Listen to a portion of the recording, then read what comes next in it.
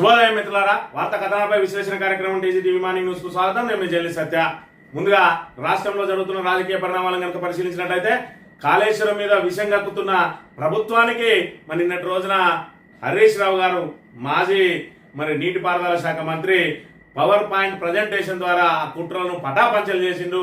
ఇక్కడ తుమ్మిడిహెడ్డి దగ్గర నుంచి కాళేశ్వరంకు అంటే మేడిగడ్డకు ప్రాజెక్టును ఎందుకు మార్చాల్సి వచ్చింది, దానికి సంబంధించిన ఇక్కడ అంచనాలు ఎందుకు పెరిగినాయి, గతంలో ఎన్ని టీఎంసీల నిల్వలతోటి అవి ఉండేది, అసలు కాళేశ్వరం ప్రాజెక్ట్ అంటే ఏంటిది, దానికి సంబంధించి ఒక కాళేశ్వరం ప్రాజెక్ట్ అంటే ఒక మేడిగడ్డ ఇక్కడ బ్యారేజీ అన్న చందంగా ప్రభుత్వం ఏదైతే కుట్రలు వలుతా ఉన్నదో ఆ కుట్రలను పటాపంచలు చేసే విధంగా కాళేశ్వరానికి సంబంధించిన సమగ్ర సమాచారాన్ని నిన్న ఇక్కడ మీడియా ద్వారా యావత్ తెలంగాణ ప్రజల ముందు ఉంచి ఇక్కడ ఏదైతే ప్రభుత్వం అనుతున్న కుట్రలు అదే విధంగా ఏదైతే కాళేశ్వరం ప్రాజెక్టుకు సంబంధం లేకుండానే మేము ఆ రబీ పంటను రికార్డు స్థాయిలో పండించినామని చెప్తే ఆ రబీ పంట ఏ విధంగా పండింది, దానికి కాళేశ్వరం ఏ విధంగా అనుసంధానమైంది, కాళేశ్వరం సైకిల్లో భాగంగా ఇక్కడ ఏ విధంగా ఆ నీళ్లు ఇక్కడికి వెళ్ళినాయి, పంటలు ఏ విధంగా పండినాయని సమగ్రంగా కూడా 2 గంటల పాటు పవర్ పాయింట్ ప్రజెంటేషన్ ద్వారా ఇక్కడ ప్రజల ముందు ఉంచి కాళేశ్వరం మీద ఏ విధంగా కుట్రలు పడుతున్నది ప్రభుత్వం అనేది ఇక్కడ తేటతెల్లం చేసిన అంశాన్ని మనం ఇక్కడ ప్రధానంగా చూడవచ్చు. మరోవైపు చూసుకున్నట్టయితే ఈ రోజు ఉదయం Maganti Gopinath Jubilee Hills MLA అస్వస్థతతో కన్నుమూసిండు. తన అనుచరుని ఏదైతే ఇక్కడ కార్పొరేటర్ బాబా ఫసియుద్దీన్ వేధింపులతోటి ఆయన ఆత్మహత్య చేసుకున్నాడు, దానికి మనస్తాపం చెంది ఇక్కడ గుండెపోటుతోటి హాస్పిటల్లో జాయిన్ అయ్యాడు. ఏఐజీ హాస్పిటల్లో ఈ రోజు ఉదయం కన్నుమూసిండు. ఈ రోజు ఆసుపత్రిలో ఆయనను పరామర్శించడానికి కేసీఆర్ ఇక్కడ వస్తాడని చెప్పి షెడ్యూల్ చేసుకున్న సందర్భంగా ఆయన కన్నుమూయడం ఇక్కడ విషాదకరమైన విషయాన్ని కూడా మనం ఇక్కడ ప్రధానంగా గమనించవచ్చు. మరోవైపు చూసుకుంటే రికార్డు స్థాయిలో మేము ధాన్యం కొనుగోలు చేసినామని చెప్పుకుంటున్నా ఇక్కడ ప్రభుత్వం గత ప్రభుత్వానికంటే 20 లక్షల టన్నులు మెట్రిక్ టన్నులు తక్కువగా కొనుగోలు చేసిన అంశాన్ని కూడా మనం ఇక్కడ ప్రధానంగా చూడవచ్చు. మంతరి నియోజకవర్గానికి నియోజకవర్గానికి సంబంధించిన వార్తలను కనుక చూసుకున్నట్టయితే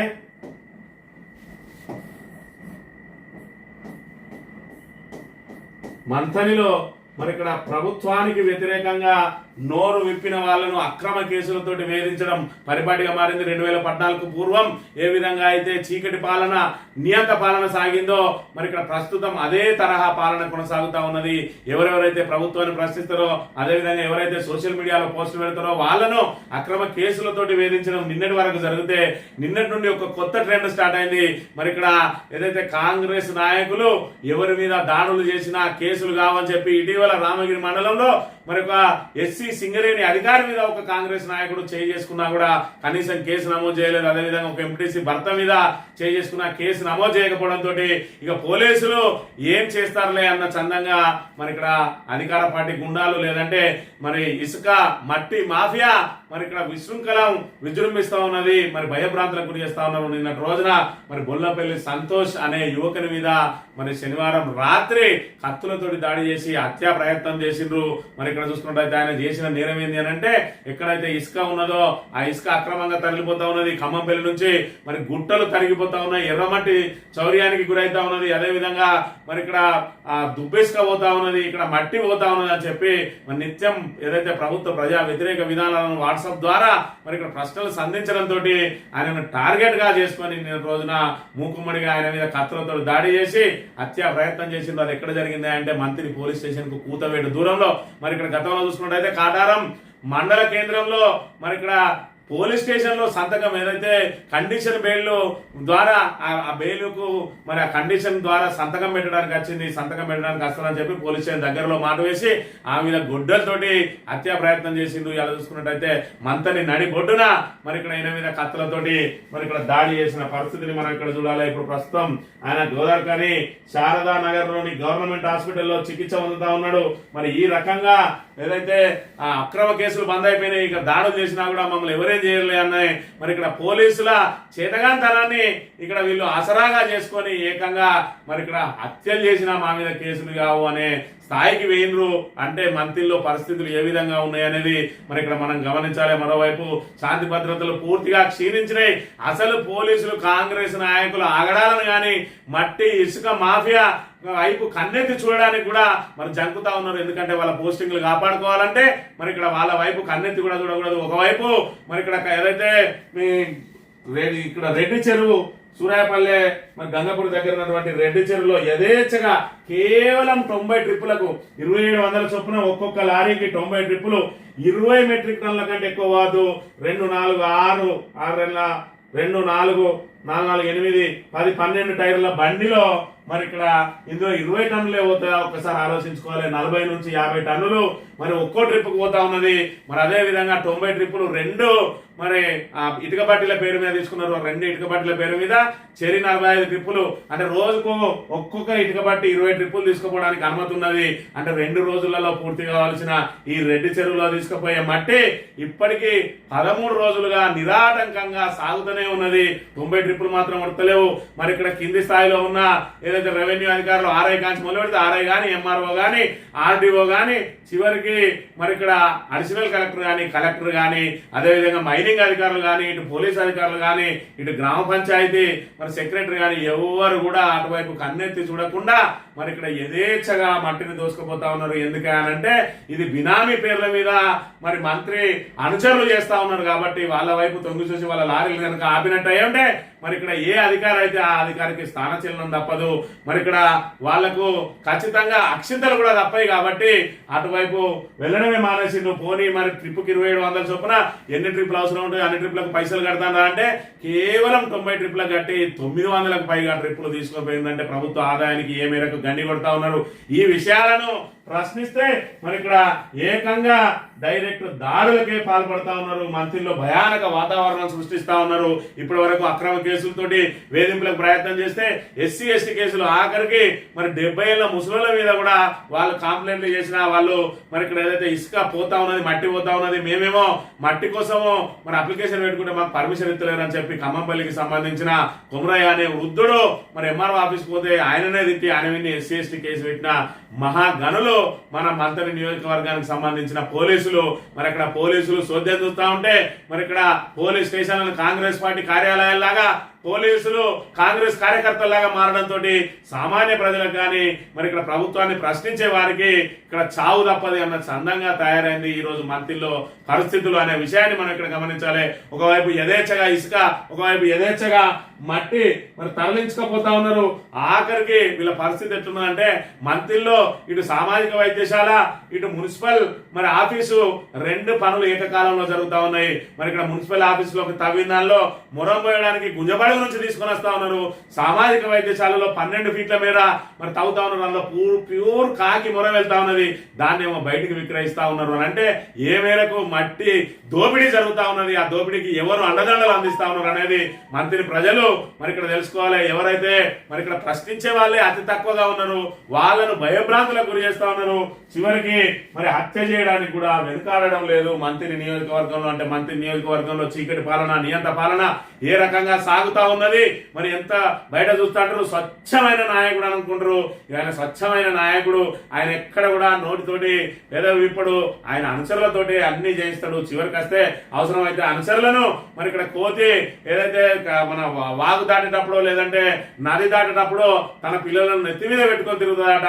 తిరిగి అది మునిగే అవకాశం వచ్చినప్పుడు టైం వస్తే అది మునిగే మరి ఇక్కడ ప్రమాదం కనుక ఏర్పడ్డదంట ఆ పిల్లని తీసి ముడికిన పెట్టుకుని దాటే ప్రయత్నం చేస్తాడట. మంత్రి నియోజకవర్గంలో కూడా అదే. మరి ఇక్కడ ఏదైతే అక్రమార్కులను నెత్తులు పెట్టుకొని తిరుగుతారో మునిగిపోయే అవకాశం వచ్చిన రోజు మాత్రం మరి ఇక్కడ మొన్న మధ్య ఎవరినైతే ఆ చీటర్ మీద 4 కేసులు పెట్టిండ్రో ఆ రకంగా కేసులు పెట్టి అవసరమైతే వాళ్ళను బలి చేయడానికి కూడా మరి సిద్ధంగా ఉంటారు. ఏది ఏమైనా కూడా ఈ అక్రమాలకు ఊతమిస్తున్నది ఎవరు? ఈ రకంగా బహిరంగంగా దాడులకు పాల్పడతా ఉన్నారు. మరి రాత్రిపూట మంతని నడి బొడ్డున పోలీస్ స్టేషన్ కు కూతవేట దూరంలో మరి ఇక్కడ కత్తులతోటి దాడి చేసిండ్రు అని అంటే మంత్రిలో పోలీసులు మరి శాంతి భద్రత పరిస్థితి ఏ విధంగా ఉన్నది, పోలీసు వ్యవస్థ ఎంత మెరుగ్గా పనిచేస్తా ఉన్నది అనేది దీని ద్వారా తేటతెల్లమైతా ఉన్నది. మరి ఇక నుంచి అందరూ నోరు మూసుకోవాలి. వాళ్ళు యథేచ్ఛగా దోపిడీకి పాల్పడుతూనే ఉంటారు. పోలీసులు సహకరిస్తూనే ఉంటారు, రెవెన్యూ అధికారులు సహకరిస్తూనే ఉంటారు, మైనింగ్ అధికారులు సహకరిస్తూనే ఉంటారు. ఆఖరికి కలెక్టర్ కూడా 90 ట్రిప్పులు ఎన్ని రోజులు తీసుకుపోతారా అని చెప్పి ఒక్క మాట కూడా అడగడు. ఎందుకంటే కలెక్టర్ దగ్గరికి మరి ఇక్కడ ఫిర్యాదు వచ్చిందని చెప్పి మరి ఇక్కడ మాజీ ప్రజాప్రతినిధులు ఎవరైనా వెళ్తే నీది ఏం పార్టీ అని అడుగుతా ఉన్నాడు అని అంటే మంత్రిలో కానీ పెద్దపల్లి జిల్లాలో పరిస్థితి పరిస్థితులు ఏ విధంగా ఉన్నాయి, ఈ పాలన కాంగ్రెస్ పాలన ప్రజాపాలన పేరుతోటి ప్రజా కంటక పాలన ఏ విధంగా సాగుతా ఉన్నది అనేది మంత్రి ప్రజానీకం ఇప్పటికైనా గుర్తు తెచ్చుకోవాలి. ఎదుటోళ్ళ మీద బట్టగాల్చి మీదేసి మరి ఇక్కడ ఆత్మహత్యలు చేసుకున్న ఎస్సీలను, అదే విధంగా మరి ఇక్కడ పోలీస్ స్టేషన్ లో ఆత్మహత్య చేసుకున్న వాళ్ళను ఈ పక్కింటోడు ఎదురింటోడు కొట్టుకుంటే దాన్ని పుట్టమది మెడకు ఏ విధంగా అయితే శ్రీధర్ బాబు వేసిండు. ఇవాళ శ్రీధర్ బాబుకు సంబంధించిన వ్యక్తులు లేదంటే శ్రీధర్ బాబు ద్వారా మరి ఆయన ప్రోత్సాహంతో లేదంటే మరి ఆయన అండ చూసుకుని ఇవాళ మట్టి మాఫియా ఇసుక మాఫియా ఏ విధంగా రెచ్చిపోతా ఉన్నది, ఈ రకంగా దాడులకు పాల్పడతా ఉన్నారు. మరి పోలీస్ వ్యవస్థ ఇందులో ఎంతమందిని మరి ఇక్కడ గుర్తిస్తుంది, మరి వాళ్ళు కారు వేసుకుని వచ్చిందట, మరి సీసీ కెమెరాలు పనిచేస్తున్నాయో, మరి వాళ్ళని కాపాడడానికి సీసీ కెమెరాలు కూడా పనిచేయకుండా పోతాయో తేలాల్సి ఉన్నది. మరి ఇక్కడ ఎట్లాగో ఇలాంటి సంఘటనలు జరగకుండా పోలీసులు ఆపలేకపోతా ఉన్నారు. కనీసం ఆ నిందితులైనా పట్టుకుంటారో లేదో వేసి చూడాలి. ఏది ఏమైనా మంత్రిలో మాత్రం ఇక్కడ చీకటి పాలన కొనసాగుతా ఉన్నది. 2014 ముందు ఏ విధంగా అయితే పరిపాలన సాగిందో అదే పరిపాలన మళ్ళీ మరి ఆనాటి రోజులు ఏవైతే వస్తాయని చెప్పి మరి కాంగ్రెస్ కోటేశ్వరు మళ్ళీ అవే రోజులు వచ్చినాయి, అదే చీకటి పాలన వచ్చింది, అదే భయభ్రాంతులకు గురై మరి ఇక్కడ పౌరులు స్వేచ్ఛగా తిరిగే మరి ఇక్కడ హక్కును కూడా కోల్పోయినరు అనడంలో సందేహం లేదనే విషయాన్ని మనం ఇక్కడ గమనించాలి. ఈ వార్తా కథనాలను కనుక పరిశీలించినట్టయితే నమస్తే తెలంగాణలో కల్పతరు కాళేశ్వరమే భూవిట్ట ప్రాజెక్టుపై కాంగ్రెస్ అసత్య ప్రచారం, మేడిగడ్డకు రిపేర్లు చేయొచ్చని ఎన్డీఎస్సీ అని చెప్పింది. మేడిగడ్డ వద్ద నిర్మాణాన్ని రిటైర్డ్ ఇంజనీర్లు స్వాగతించారు. డిపిఆర్ అయిన ఖర్చు 677 కోట్లు కాదు, 6,77,00,000. కాళేశ్వరంతో కొత్తగా 20,33,572 ఎకరాలు సస్యశ్యామలం. ప్రాణాలకు తెగించి తెలంగాణ ఏర్పాటు కోసం కొట్లాడిన దేనికి భయపడలేదు. కమిషన్ విచారణకు బాజాప్తా వెళ్తాం. కాంగ్రెస్ బీజేపీ కలిసి తెలంగాణ గొంతు వేసుకుతున్నాయి. సాగు నీళ్లు ఇచ్చి ప్రజల కన్నీళ్లు తుడిచిన కేసీఆర్ పై అబండాలు. కాళేశ్వరం లేకుండానే ధాన్యం పండించడం అంటున్నారు. 2014 ముందు నీళ్లు ఎందుకేలే, పంటలు ఎందుకు పండలే. ఎన్డీఎస్ జేమ్ సంస్థగా ఎన్డీఎస్సీ మారింది. ప్రాణహిత చేవేళ్ల ప్రాజెక్టులో కాంగ్రెస్ నిధులు మింగిందని చెప్పి హరీష్ రావు ఫైర్. కాళేశ్వరానికి కేంద్ర ప్రభుత్వం నుంచి అన్ని అనుమతులు తీసుకున్నాం. పవర్ పాయింట్ ప్రజెంటేషన్ లో మాజీ మంత్రి హరీష్ రావు అని చెప్పి నిన్న రోజున మరి కాళేశ్వరం మీద కుట్రలు అన్ని 17 నెలలుగా ఏదైతే మేడిగడ్డలో ఒక పిల్లర్ గుంగిపోతే దాన్ని మరమ్మతు చేయకుండా మరి ఇక్కడ దాన్ని రాజకీయంగా వాడుకుంటున్నాయి. మరి 2 జాతీయ పార్టీలు, ఒకటి తానా అంటే 2 తందానా అంటా ఉన్నది. దానికి తోడు దాని మీద ఒక కమిషన్ వేసి ఆ కమిషన్ లో మరి ఇక్కడ హరీష్ రావును, ఈటల రాజేందర్ను, కేసీఆర్ ను విచారణకు పిలిచి వీళ్ళను బాధ్యులుగా చేయాలని చెప్పి ఏదైతే ప్రయత్నం చేస్తున్నారో బట్టగలిసి మీదేసే మరి ఇక్కడ కార్యక్రమం ఏదైతే చేపడతా ఉన్నారో అసలు కాళేశ్వరం అంటే ఏంటిది, కాళేశ్వరం ప్రాజెక్ట్ అంటే ఏంటిది, కాళేశ్వరం ప్రాజెక్ట్ ను మరి ఇక్కడ ఏదైతే తుమ్మిడిగడ్డ దగ్గర నుంచి మేడిగడ్డకు ఎందుకు మార్చాల్సి వచ్చింది, అప్పుడు సిడబ్ల్యూసి ఏం చెప్పింది, అసలు దానికి సంబంధించిన అనుమతులు ఏంటి అన్ని కూడా నిన్నటి రోజున మరి ఇక్కడ అరటిపండు వచ్చినట్టుగా మరి దాన్ని పూర్తిగా అరటిపండు వచ్చి నోట్లో పెట్టినట్టుగా పూర్తి వివరాలతోటి పవర్ పాయింట్ ప్రజెంటేషన్ ద్వారా నిన్నటి రోజున వివరించడం జరిగింది. మరి ఇక్కడ కాళేశ్వరం అంటే ఒక మేడిగడ్డ అని, ఆ మేడిగడ్డ కూలింది కాబట్టి కాళేశ్వరం పూర్తిగా కుప్పకూలిపోయిందని చెప్పి మరి ఏదైతే చెప్పిండో మరి ఇక్కడ కాళేశ్వరం ప్రాజెక్ట్ లేకుండానే మరి ఇక్కడ మేము రబీ పంట పండించిన రైతులు దానికి అని చెప్పి ఏదైతే చెప్పిండో అవన్నీ కూడా శుద్ధ అబద్ధం అని చెప్పి మరి నిన్నటి రోజున పవర్ పాయింట్ ప్రజెంటేషన్ ద్వారా పూర్తిగా వెల్లడి చేసిండు.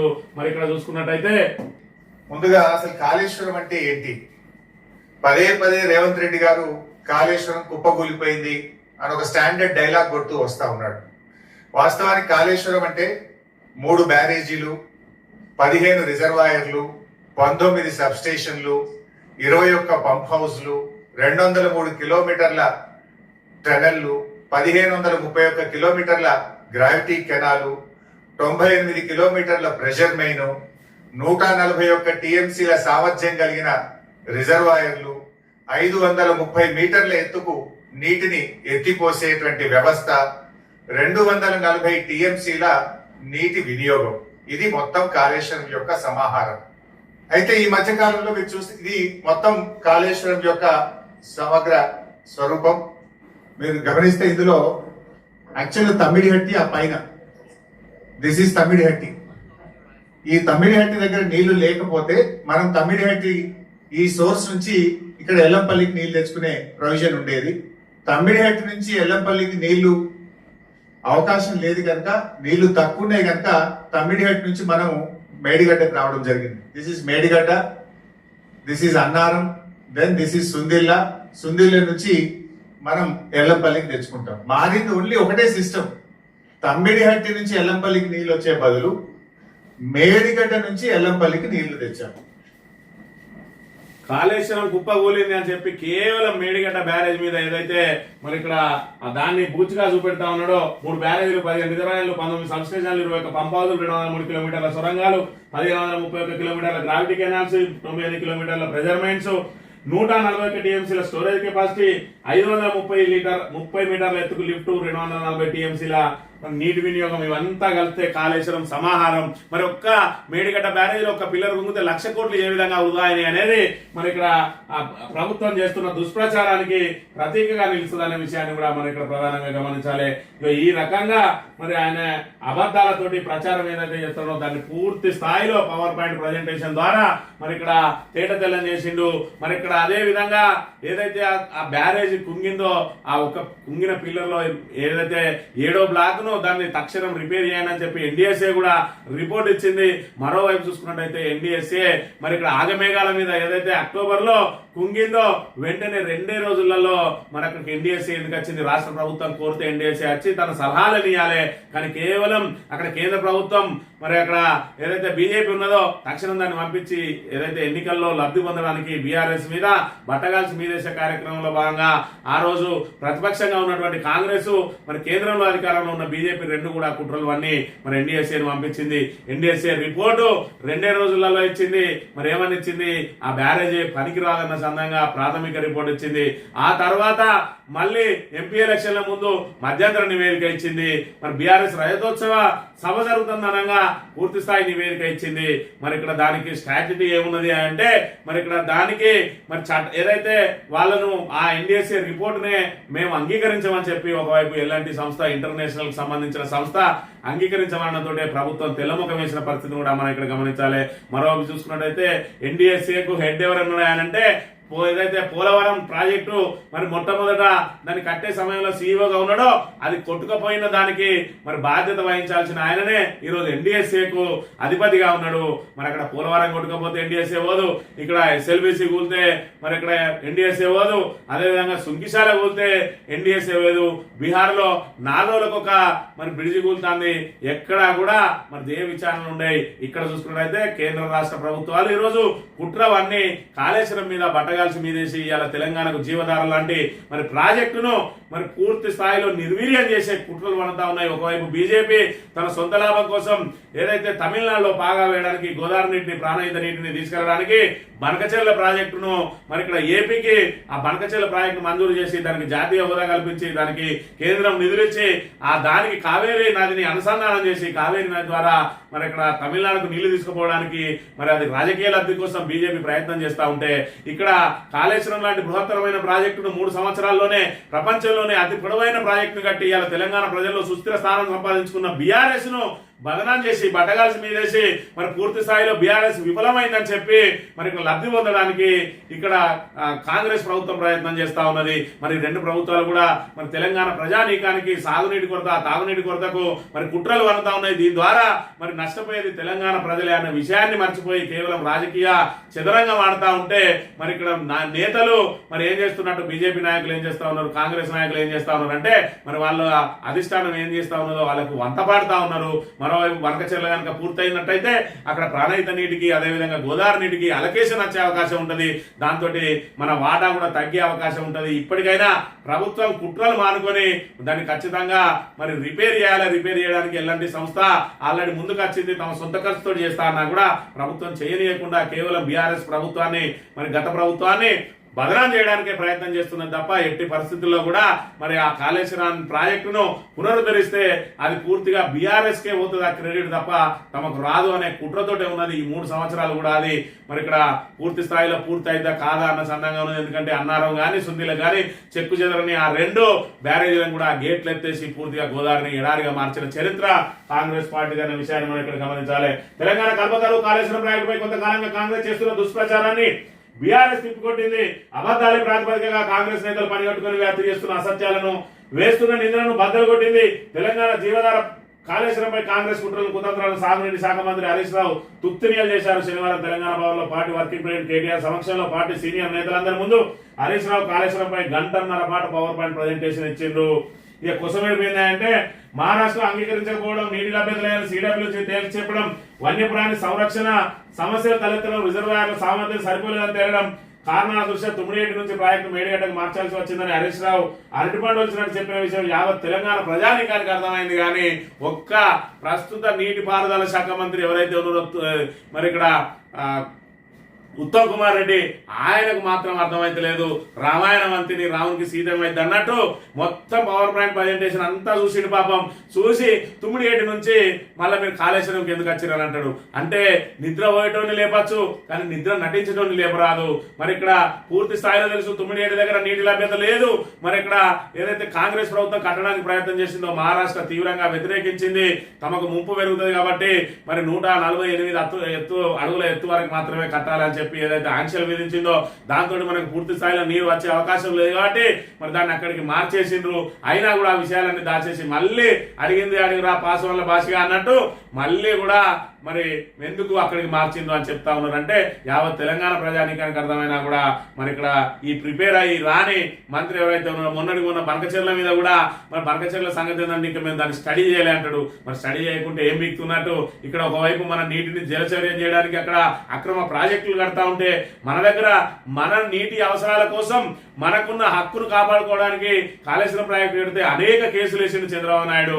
ఇవాళ నీటి లభ్యత లేని మరి అక్కడ బంకచెర్ల కడతా ఉంటే అక్కడ మన ప్రభుత్వం అడ్డుకోవడానికి మీనమేషాలు లెక్క పెడతా ఉన్నది. దానికి కారణం ఏంటంటే చంద్రబాబు శిష్యుడే ఇక్కడ ముఖ్యమంత్రిగా ఉండడం కారణం. ఆ కర్మ కొద్దీ ఇవాళ తెలంగాణ ప్రజలకు మళ్ళా సాగునీటికి తాగునీటికి గోస ఏర్పడే విధంగా ఇవాళ జీవధార లాంటి కాళేశ్వరాన్ని ఎండబెట్టి ఎడారిగా మారుస్తా ఉన్నది కాంగ్రెస్ ప్రభుత్వం అనే విషయాన్ని మనం ఇక్కడ ప్రధానంగా చూడవచ్చు. ఇక మాగంటి గోపీనాథ్ నేడు మాగంటికి కేసీఆర్ పరామర్శ. ఏఐజీకి వెళ్లిన బీఆర్ఎస్ అధినేత అమెరికా టూర్ను కుదించుకుని వచ్చి కుటుంబ సభ్యులకు ధైర్యం చెప్పిన కేటీఆర్ అని చెప్పి తీవ్ర అస్వస్థతకు గురై దవాఖానలో చేరిన బీఆర్ఎస్ జూబ్లీహిల్స్ ఎమ్మెల్యే మాగంటి గోపీనాథ్ ను పార్టీ అధినేత ముఖ్యమంత్రి కేసీఆర్ ఈ రోజు పరామర్శించాల్సి ఉండే, కానీ ఆయన ఉదయమే కన్ను మూసిండు దురదృష్టవశాత్తు.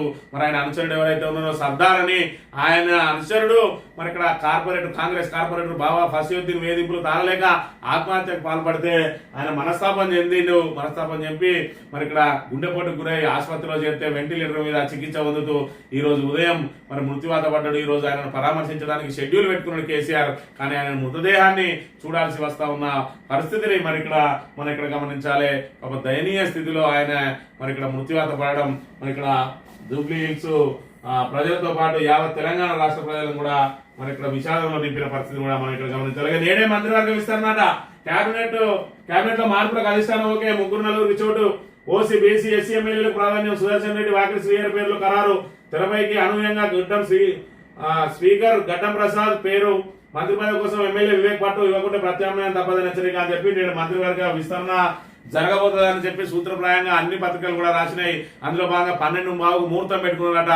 మరి ఇక్కడ 3-4 అనేది తేలాల్సి ఉన్నది ఖచ్చితంగా. మరి ఇక్కడ వివేక్ పేరు అయితే ఖరారైంది. మరి ఇక్కడ వివేక్ ను అడ్డుకోవడానికి నానా ప్రయత్నాలు చేసిండు మంత్రి శ్రీధర్ బాబు. చివరికి మాదిగ ఎమ్మెల్యేలతో కూడా అస్త్రాన్ని సంధిస్తే ఏమైందంటే వివేక్ కోసం మరి వివేక్ సీట్ అట్లనే ఉన్నది. అవసరమైతే మాదిగలకు ఇంకో ఏదైతే మంత్రివర్గ బెర్త్ ఇవ్వడానికి అధిష్టానం సిద్ధమైంది, కానీ వివేక్ ను మాత్రం మంత్రివర్గం నుంచి తప్పించడానికి అధిష్టానం సుముఖంగా లేదు. ఎందుకంటే ఆయన పార్టీలో చేరే సమయంలోనే మల్లికార్జున ఖర్గే ఆయనకు హామీ ఇచ్చిందట. ఏమని వెంకటస్వామి కుటుంబానికి మల్లికార్జునకు మరి కుటుంబానికి సన్నిహిత సంబంధాలు ఉన్నాయి. ఒకవైపు వెంకటస్వామి జాతీయ స్థాయిలో మరి చక్రం దింపిన సమయంలో మల్లికార్జున ఖర్గే ఆయన సన్నిహితులుగా ఉండేవారు. ఒక రకంగా చెప్పాలంటే వెంకటస్వామికి శిష్యునిగా ఉండేవాడు మల్లికార్జున ఖర్గే. అలాంటి సమయంలో మరి ఇక్కడ ఈయనను బీజేపీలో ఉన్న ఆయనను పిలిచి మరి కాంగ్రెస్ లో చేర్పించి నువ్వు ఎమ్మెల్యేగా చేయి, నీకు మంత్రి పదవి ఇచ్చే బాధ్యత మనది, మరి నాది. అదేవిధంగా ఖచ్చితంగా కాంగ్రెస్ అధికారంలోకి రాబోతా ఉన్నది. సర్వేలు చూస్తే మరి నీకు మంత్రి పదవి ఇప్పించే బాధ్యత నాది అని చెప్పి ఆయనకు మాట ఇచ్చి మరి ఇక్కడ పార్టీలో చేర్చుకున్నాడని అప్పుడు ప్రచారం జరిగింది.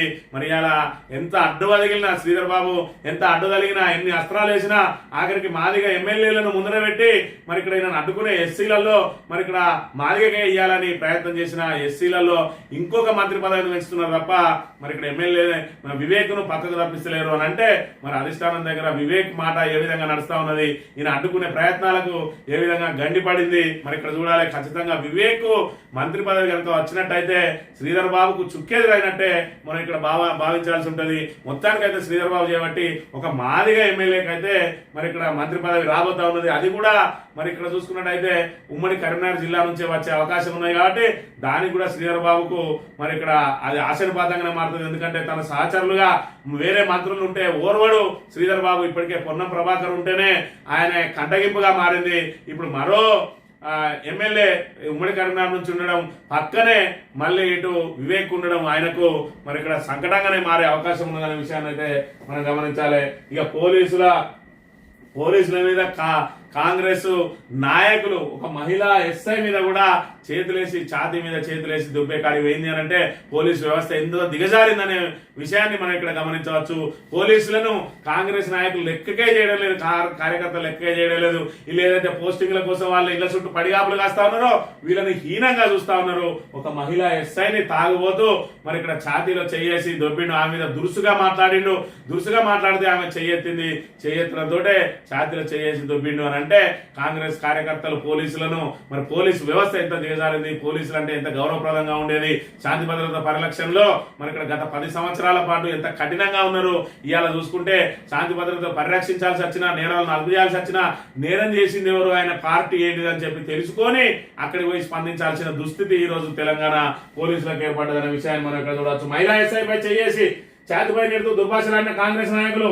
కల్లూరులోని చౌదరి హోటల్ వద్ద మద్యం మత్తులో బెదిరింపులు, 10 మందిపై కేసు, 7 రిమాండ్ అని చెప్పి మరి ఇక్కడ సిపి సునీల్ దత్ వెల్లడి చేసిండు. ఒక మహిళ మీద చేయడమే తప్పు అంటే ఏకంగా మహిళా ఎస్ఐ ఛాతీలో చేసి నెట్టేసే స్థాయికి ఎందుకు వచ్చింది అంటే పోలీసు వ్యవస్థ దిగజారింది. దానికే మరి శాంతి భద్రతను అదుపు చేయడంలో విఫలమైండు. అదే విధంగా మరి ఏదైతే కాంగ్రెస్ నాయకులకు కార్యకర్తల మరి అడుగులకు మడుగులొత్తే పరిస్థితి ఉన్నాయి కాబట్టి అక్కడ 3 మంత్రులు ఉన్నారు ఖమ్మంలో, కాబట్టి అక్కడ మరి ఇక్కడ కాంగ్రెస్ హవా నడుస్తా ఉన్నది అక్కడ అనే విషయాన్ని అయితే మనం ఇక్కడ చూడవచ్చు. మేడిగడ్డ బరాజులో 6 కళ్లతో ఈతకు వెళ్లిన సమయంలో ఘటన కొనసాగుతున్న గాలింపు చర్యలు. అంబటిపల్లి కొర్రకుంటలో విచారణ చేయాలని చెప్పి మేడిగడ్డ బరాజ్ ఏదైతే గేట్లు ఎత్తేసి పెట్టిందో అందులో మరి నీటి నిల్వలు ఆగడం లేదు, వెళ్ళిపోతా ఉన్నాయి. గతంలో చూసుకున్నట్టయితే దాని నిండా నీళ్లు ఉన్నాయి కాబట్టి అక్కడ దాని చుట్టూ సెక్యూరిటీ ఉండేది. ఎవరిని కూడా బరాజ్ లోపలికి అనుమతించేవారు కాదు. ఏదైనా ఉంటే మరి ఏదైతే బరాజ్ మీద నుంచి రాకపోకలు సాగించదు కానీ ఆ నది వైపు వెళ్లకుండా పూర్తిగా సెక్యూరిటీ ఉండేది. మరి ఇక్కడ కాంగ్రెస్ ప్రభుత్వం వచ్చిన తర్వాత నిర్లక్ష్యంగా ఏదైతే దాన్ని మరమ్మతు చేయకుండా గేట్లన్నీ ఎత్తేసి నీటిని బయటకు వదిలేస్తా ఉన్నదో అందులో నిలిచిన నీళ్ళు ఏవైతే ఉన్నాయో అందులో యథేచ్ఛగా పోయి మరి ఈతలు కొడతా ఉన్నారు. మరి అందులో భాగంగా పెళ్లి కోసం వచ్చిన విద్యార్థులు అక్కడ పెళ్లికి హాజరవడానికి వచ్చి ఒక విద్యార్థి మరి అక్కడ కయ్య కొట్టున్నదట, అందులో దూకి అందులో కొట్టుకుపోతా ఉంటే ఒకరిని కాపాడబోయి ఒకరు 6 కూడా మృత్యువాత పడ్డరు. మరి ఇంకా వాళ్ళ శవాలను మరి ఇక్కడ వెతుకుతున్న పరిస్థితిని కూడా మనం ఇక్కడ గమనించాలి. ఈ పాపం కూడా కాంగ్రెస్ ప్రభుత్వానికి అనే విషయాన్ని అయితే మనం ఇక్కడ చూడవచ్చు. కొన్నది తక్కువ, ప్రచారం ఎక్కువ. ధాన్యం కొనుగోళ్లపై రేవంత్ రెడ్డి సర్కార్ గొప్పలు. బీఆర్ఎస్ హయాంలో కొన్నది 93 లక్షల టన్నులు, కాంగ్రెస్ సర్కార్ కొన్నది కేవలం 72 లక్షల టన్నులు. రికార్డు స్థాయిలో ధాన్యం కొన్నామంటూ ప్రకటనలు. మరి ఇక్కడ కొన్నది ఎంత అంటే 72 లక్షల టన్నులు. మరి ఇక్కడ ముందే చెప్పింది నమస్తే తెలంగాణ 1,30,000 టన్నుల ఉత్పత్తి అయితే మరి 70 లక్షల టన్నులే కొన్నారు. మరి ప్రతి గింజా కొంటా అన్నారు, ఎందుకు కొనలేదా అని అంటే మరి వాళ్ళు కూడా అందరు ధాన్యం కొనుగోలు కేంద్రాలే ఎందుకు అమ్ముకోలేదు అని అంటే నెలల తరబడి గడపాల్సి వచ్చింది. ఒకవైపు అకాల వర్షాలు, మరోవైపు బోనస్ ను ఎగ్గొడతా ఉన్నారు. ఈ పరిస్థితులలో మరి రోజులకు రోజులు అక్కడ ఉండడం ఏందని చెప్పి ఎక్కడి వాళ్ళు అక్కడ అమ్ముకోగా మిగిలిన 72 లక్షలు కొని రికార్డు స్థాయిలో మేము కొన్నామంటాను. మరి గతంలో చూసుకున్నట్టయితే 93 లక్షలు టన్నులు బీఆర్ఎస్ హయాంలో కొంటే వీళ్ళు కొన్నది 20 లక్షల టన్నులు, 21 లక్షల టన్నులు తక్కువని మేమే గొప్పగా కొన్నామని చెప్పి ఇంకా ప్రచారం చేసుకోవడం మరి ఇక్కడ సిగ్గుచేటైన విషయం. ఏదైనా కాంగ్రెస్ ఎన్ని తప్పులు చేసినా దాన్ని ఒప్పుగా ప్రచారం చేసుకుని గోబెల్స్ ప్రచారం మీదనే ఆధారపడి కాలం వెల్లదీస్తున్న పరిస్థితిని మనం గమనించాలి. ఇక రాజన్న గోశాలలో మరో 2 కోడలు మృతి అట. ఇప్పటి వరకు 33 కోడలు మృతి చెందినాయి. మరి ఇక్కడ రోజుకు రాజన్న ఏదైతే విమలవాడకు కోడలను దానం ఇస్తారు, ఎవరైనా భక్తులు మొక్కుకుంటే మరి ఆ కోడలు మృత్యువాత పడతా ఉన్నాయి. మరి దానికి సరైన సౌకర్యాలు లేవు. ఏదైతే ఇరుకు ఏరియాలో అవన్నిటిని ఉంచడం వల్లనే ఆ ఒత్తిడికి లోనే చనిపోతా ఉన్నాయని చెప్పి ఒకవైపు చెప్తున్నప్పుడు మరి ఇక్కడ దేవాదాయ శాఖ మంత్రి ఏమాట్లాడుతున్నారంటే జబ్బుగడ్డ కోడలను వదిలి వెళ్తాను, అవి చనిపోతే ఇంత రాద్దాంతమా. మరోసారి మంత్రి కొండా సురేఖ వివాదాస్పద వ్యాఖ్యలు అని చెప్పి వేములవాడ కోడల మృతిలో బీఆర్ఎస్ రాజకీయం చేసి పబ్బం కట్టుకోవాలని చూస్తుందని రాష్ట్ర దేవాదాయ శాఖ మంత్రి కొండా సురేఖ బీఆర్ఎస్ నాయకులపై నిప్పులు జరిగారు. దండుపాలెం మ్యాచ్ లో ఇష్టారీతిలో అదేలో రాష్ట్రానికి కేసీఆర్ కుటుంబం దోచుకుందని ఏం మాట్లాడినా వీళ్ళకు మతుండి మాట్లాడతారా లేకపోతే మతి భ్రమించి మాట్లాడతారా, మరి ఇక్కడ అధికారం మత్తు తలకెక్కి మాట్లాడతారా, కానీ ఏమన్నంటే కేసీఆర్ కుటుంబం దోచుకున్నది, కేసీఆర్ నీ చేతుల అధికారం ఉన్నది, మీ చేతుల ఒక్క రూపాయి అన్నా మరి అవినీతి చేసిందని నిరూపించే చేతగాని దద్దమ్మ సర్కార్ కేవలం ఆరోపణలతో నెట్టుకుంటా ఉన్నది. ఒకవైపు రాజన్న కూడల గట మరి ఇక్కడ అనారోగ్యంగా ఉన్నట్టు తీసుకొచ్చిస్తారట. అసలు ప్రభుత్వం మీ చేతిలో ఉన్నది, ప్రభుత్వ దవాఖానాలు మీ చేతిలో ఉంటాయి. నిజంగానే మీకు రాజన్న కోడే మీ చేతికి ఇచ్చే సమయంలో అవి జబ్బుబడి ఉంటే ముందుగా ఆసుపత్రికి పంపించి దాన్ని మరి ఇక్కడ చికిత్స చేయించాల్సిన బాధ్యత కూడా మీ మీద ఉంటుంది. వాటిని సంరక్షించే చేతగాక ఇలాంటి చిల్లర మాటలు బజారు భాషతోటి మంత్రులు మాట్లాడుతూ తమ వైఫల్యాలను కప్పిపుచ్చుకోవడానికి ఇంకా కూడా ఆరోపణలతో కాలం వెలుదీసే ప్రయత్నం ఏదైతే జరుగుతా ఉన్నదో దీన్ని ప్రజలందరూ కూడా గమనిస్తా ఉన్నారు. ఖచ్చితంగా బుద్ధి చెప్పక తప్పదు వీళ్ళకు. ఇక ముగ్గురా నలుగురా ఏది ఏమైనా వివేక్ మాత్రం స్థానం ఖరారైంది. అదేవిధంగా బీసీ నుంచి వాకిటి శ్రీహరికి స్థానం ఖరారైంది. ఇక్కడ చూసుకున్నట్టయితే మరి ఇక్కడ సుదర్శన్ రెడ్డికి నిజామాబాద్ నుంచి ఎవరు కూడా లేరు కాబట్టి సుదర్శన్ రెడ్డి కూడా ఇచ్చే అవకాశం ఉన్నదని చెప్తా ఉన్నారు. మరి ఇక్కడ శ్రీధర్ బాబు చేసిన ఏదైతే వాళ్ళకు ప్రోత్సాహం ఇచ్చి పంపించిండో అందులో వాళ్ళకైతే బెర్త్ ఖరారు అవుతుంది, కానీ ఆయన అనుకున్న లక్ష్యం మాత్రం నెరవేర్చలేదు. మరి ఇక్కడ వివేక్ చెక్ పెట్టడానికి మరి ఇక్కడ మాదిగ ఎమ్మెల్యేలు ఎవరైతే ఉన్నారో 5గురిని కూడా కట్టగట్టి పంపిండు. మరి ఆ కట్టగట్టి పంపితే మీకు కూడా ఒకటి ఇస్తాం బై వివేక్ తోటి మీకేం సంబంధం అన్నట్టుగా చెప్పిండు. మరి వీళ్ళకి కూడా అనుకోకుండా అందొచ్చిన అవకాశం, ఎందుకంటే మొదటిసారి ఎమ్మెల్యే వివేక్ కూడా మొదటిసారి ఎమ్మెల్యే కానీ గతంలో ఎంపీగా చేసిన మరి అనుభవం ఉన్నది. వీళ్ళిద్దరికైతే మొదటిసారి ఎమ్మెల్యే ఆయనకు ఆల్రెడీ విప్పించిండ్రు. అయినా కూడా మరి ఆయన ముందు వరుసలో ఉన్నాడట. ఈయనకిచ్చిన ఇద్దరు కూడా ఉమ్మడి కరీంనగర్ జిల్లాకు సంబంధించిన వాళ్ళే. మరి ఇక్కడ శ్రీధర్ బాబు నోట్లో పచ్చిమిరపకాయ పడ్డట్టే, ఎందుకంటే తనతో పాటుగా సమాన హోదా ఉండడాన్ని ఆయన ఎక్కడ కూడా జీర్ణించుకోలేడు. అది ఇప్పుడు రాబోయే రోజులలో తెలుస్తుంది. ఎంపీ వంశీకృష్ణ ఏ విధంగా తొక్కి పెడతా ఉన్నాడో, వివేక్ మరి ఇక్కడ మంత్రి పదవి రాకుండా ఏ విధంగా మరి ప్రయత్నాలు చేసిండో, ఇప్పుడు ఎంపీ వివేక్ మంత్రి అయిన తర్వాత ఇక రాజకీయం రసవత్తరంగా ఉంటది. అక్కడ ప్రేమ్ సాగర్ రావు ఊసే లేకుండా పోయింది. ప్రేమ్ సాగర్ రావుకు మంత్రి పదవి ఇప్పించే బాధ్యత నాదని చెప్పి మరి ప్రేమ్ సాగర్ రావు ఆయన కార్యకర్తలందరికీ హామీ ఇచ్చిండు, మీ సార్కు మంత్రి పదవి వచ్చింది పోరి అని. ఇప్పుడు మరి శ్రీధర్ బాబు ఆయనకి ఏ విధంగా మంత్రి పదవి ఇప్పిస్తారో కూడా చూడాలి. పాలమూరు ఎవరికి వారు సీఎం రేవంత్ సొంత జిల్లాలో అధికార కాంగ్రెస్ అనుమతి ఎవరికి వారు వివాదాస్పదం అవుతున్న ఎమ్మెల్యేలు ఎంపీలు గద్వాలలో బండ్ల కృష్ణమోహన్ రెడ్డి సరిత యాదవ్ మధ్య, వనపర్తిలో మేఘారెడ్డి చిన్నారెడ్డి మధ్య తీవ్రమవుతున్న విభేదాలు. ఎంపీ మల్లురావుపై అధిష్టానానికి అలంపూర్ నేతల ఫిర్యాదు. గ్రూప్ రాజకీయాలు చేస్తున్నారని బిల్లులకు 10% కమిషన్ వసూలు చేస్తున్నారని ఆక్షేపణ అని చెప్పి పాలమూరు జిల్లా మన ముఖ్యమంత్రి రేవంత్ రెడ్డి సొంత జిల్లా మరి ఇక్కడ కాంగ్రెస్ పోట్లాటలకు నిలయంగా మారింది, కుమ్ములాటలకు నిలయంగా మారింది. మరోవైపు బట్టి విక్రమార్క సోదరుడు మల్లు రవి ఆల్రెడీ కమిషన్ వసూలు చేస్తానని అలంపురంలో పట్టించుకుంటలేనని చెప్పి ఇప్పటికే ఆయన మీద మరి ఇక్కడ వాళ్ళందరూ కూడా ఆ లెటర్ రాసిన అధిష్టానానికి. మరోవైపు గద్వాల ఎమ్మెల్యేగా ఉన్న మరి ఇక్కడ బండ్ల కృష్ణమోహన్ రెడ్డి ఇలా బీఆర్ఎస్ నుంచి అలా చేయడంతో అలా పోటీ చేసిన సరిత యాదవ్ వాళ్ళకు వీళ్ళకి మధ్య ఆధిపత్య పోరు నడుస్తా ఉన్న పరిస్థితిని కూడా మనం ఇక్కడ ప్రధానంగా చూడాలి. మరి వనపర్తిలో కూడా చిన్నారెడ్డి ఇక్కడ ఏదైతే ప్రణాళిక సంఘం ఉపాధ్యక్షుడు ఉన్నాడు, మరి ఈయనకు చెప్పిన వాళ్ళు ఎవరికి ఈయన అనుసరులకు పదవులు వస్తలేవట. వాళ్ళిద్దరి మధ్య కూడా విభేదాలు మొదలుతున్న అంశాన్ని కూడా మనం ఇక్కడ చూడాలి. కట్టలేగిన కష్టం. గత ఏడాది వర్షాలు వరదలతో దెబ్బతిన చెరువులు కట్టలేగి గన్లు మరమ్మతులకు గురైన తూములు.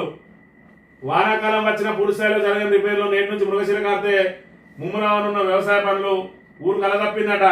ఊరు పక్కనే నిండుగా చెరువు ఉండేది, అది తెగడంతో చుక్క నీరు లేదు. 2 పంటలైనా ఇంకా మరమ్మతులు చేయలేదు. పంటలు లేక రైతులు చేతి పనివారు ఊరు విడిచి వలస వెళ్తున్నారు. ఇళ్లకు తాళాలు వేసి ఉండడంతో సందడి లేదు. చెరువు తెగడంతో ఊరు కలదప్పిందట.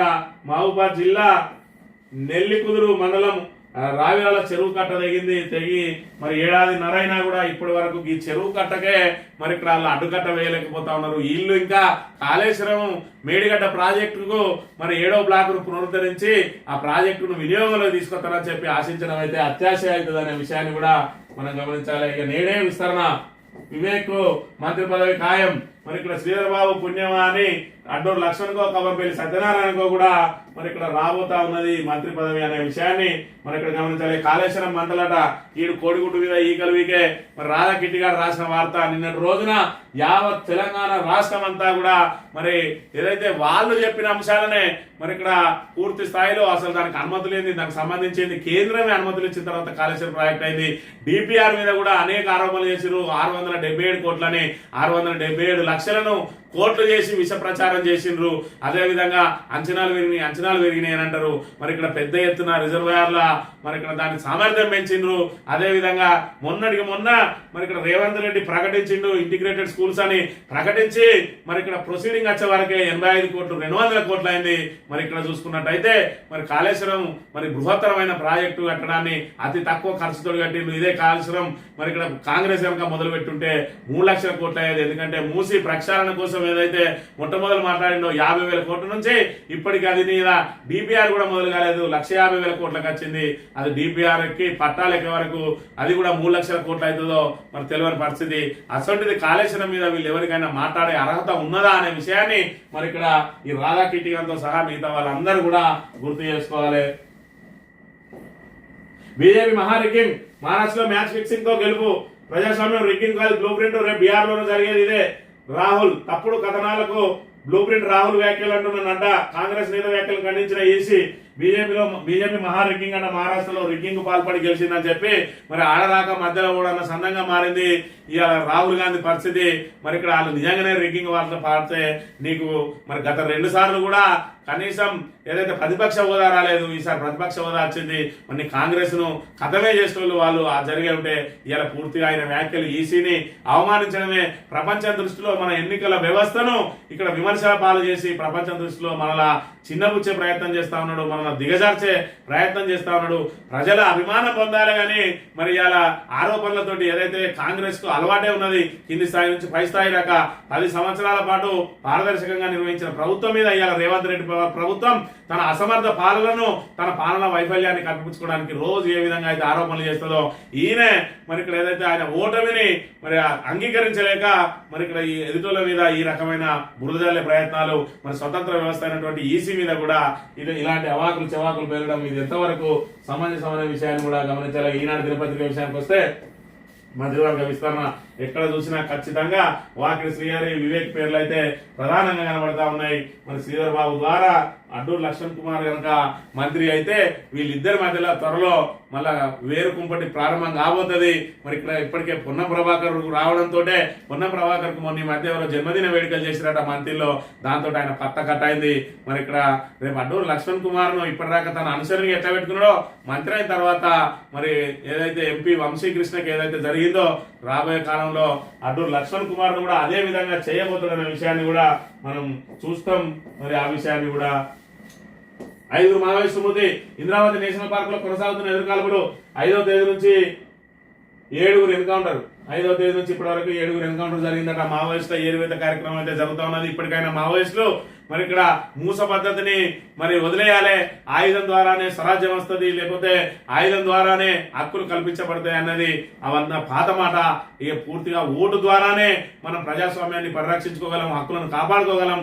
కాబట్టి మావోయిస్టులు కూడా జనజీవన స్రవంతిలో కలవాలి, కలిసి మరి ఇక్కడ ఓటు అనే ఆయుధాన్ని, అంబేద్కర్ ఇచ్చినటువంటి ఓటు అనే ఆయుధాన్ని ప్రజలందరూ సక్రమంగా వినియోగించుకునే విధంగా ప్రజలను చైతన్యపరిచే కార్యక్రమాలకు మరి ఇక్కడ మావోయిస్టులు అందరూ కూడా లొంగిపోయి జనజీవన స్రవంతిలో కలిసి మరి ఓటు విలువను ప్రజలకు తెలియజేసి ఓటును అమ్ముకోకుండా మరి ఇక్కడ జనాభా ప్రాతిపదికన మనమెంతో మనకంత చందంగా బడుగు బలహీన వర్గాలు మరి ఇక్కడ మెజారిటీ సంఖ్యలో ఉన్నటువంటి బడుగు బలహీన వర్గాల చేతికి అధికారం వచ్చినట్టయితే మన జీవితాలను మనం బాగు చేసుకునే అవకాశం ఉంటాయి. కాబట్టి ఆ దిశగా మావోయిస్టులు కృషి చేయాలి. అదేవిధంగా చదువుకున్న విద్యార్థులు కూడా రాజకీయాలంటే మరి కంపు అని కాకుండా రాజకీయాల్లో మరి ఖచ్చితంగా ప్రజలను చైతన్యవంతం చేసే మరి కార్యక్రమాన్ని వాళ్ళు కూడా సేకరించి ప్రజలను మరి ఇక్కడ బడుగు బలహీన వర్గాలను చైతన్యపరిచి ఓటును అమ్ముకోకుండా ఓటును మరి గంపగుత్తగా ఎవరికో వేసుడు, లేదంటే మరి ఇక్కడ అగ్రవర్ణాల చేతిలో ఇంకా కూడా మనం నలిగిపోయే ప్రక్రియకు పాల్పడకుండా మన ఓటు మనకే అనే నినాదంతో ముందుకు సాగాల్సిన అవసరం ఇప్పటికైనా